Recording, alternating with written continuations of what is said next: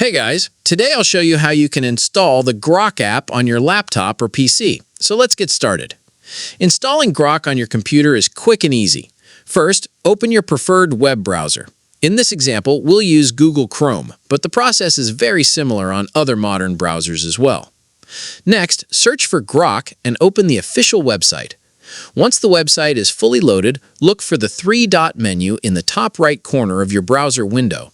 Click on it to open the browser menu. From there, find the option called Cast, Save, and Share.